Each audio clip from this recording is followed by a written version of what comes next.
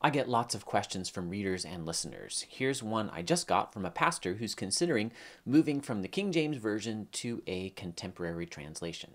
Mark, what do you say when someone says they prefer the King James because it helps their kids maintain broad English vocabulary?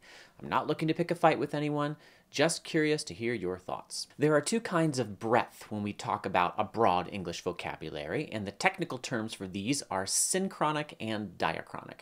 You can see the root chron in those words. They talk about language in time and through time. That is, you can know a lot of current English words, and you can therefore have a broad synchronic English vocabulary. Or you can know a lot of historical English words, and therefore have a broad diachronic English vocabulary. I'm all for both of those things. Those are valuable things. We have to get used to weighing valuable things against one another. That's what wisdom frequently demands. So what if I have to choose between those two values, synchronic and diachronic breadths of English vocabulary? I have only so much time to practice and learn vocabulary. Will I work on our English or on older Englishes that aren't used anymore, or whose words have migrated to the edges of our current language? Or will I work on expanding my use of words that are still current? Which value will weigh more for me? Unless I'm a scholar of historical English, I'm probably going to choose to spend more time on learning English well the way it's spoken and written now. Now, the more important question, the really apropos one, is this.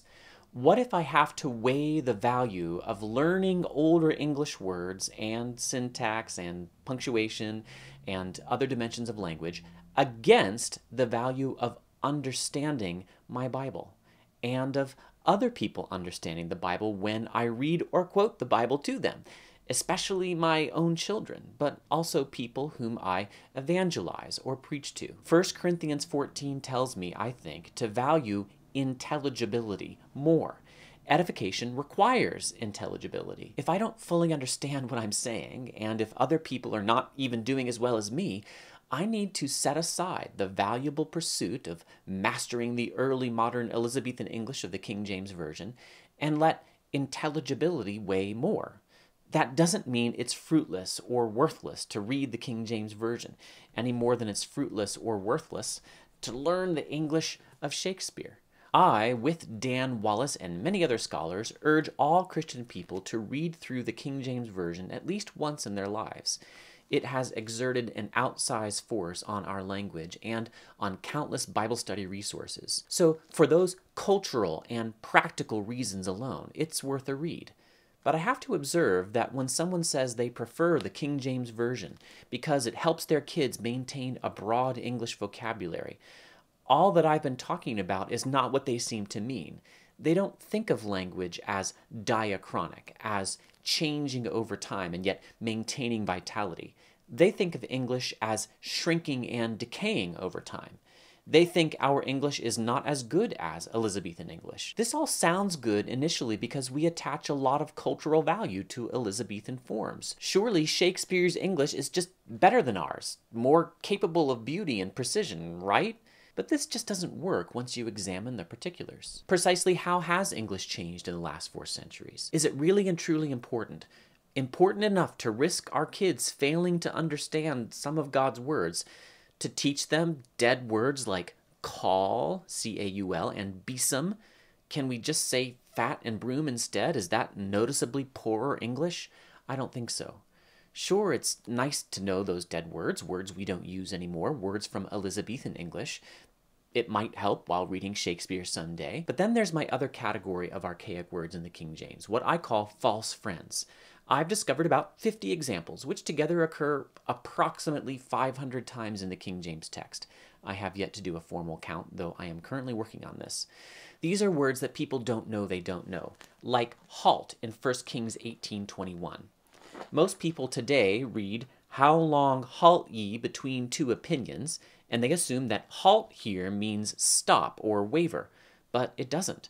Back in 1611, it meant limp.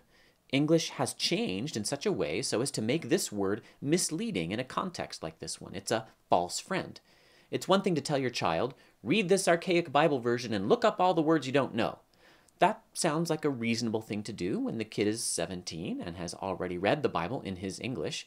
It's another thing to tell your elementary school child, read this archaic Bible version and look up all the words you don't know. That is an impossible task. In that case, it's hard to argue that the value of learning old words we don't use anymore outweighs the value of immediate understanding of the biblical text, the Word of God, when even the smartest and most diligent kid, I promise, is not going to realize he's misunderstanding many of my 50 or so false friends. I'm sorry to have to talk like this, but I was that kid. At least I sure thought I was that kid. I assumed I understood the King James Version just fine because I was a spelling bee champion and a National Geography Bee state finalist in New York in 1993 and a reader and a 10-year-old know-it-all. It took years of study of Greek and Hebrew and years of reading translations made into my English before I started realizing how much I had misunderstood in my beloved King James Version. This is a common reaction among people who read my work. I'm not the only one who has had this experience.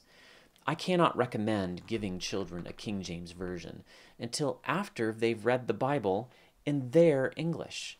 As I said in an article at the Gospel Coalition site, if the point of Bible reading were Anglophilic enculturation or early modern English decoding practice, then giving people King James Versions would be ideal.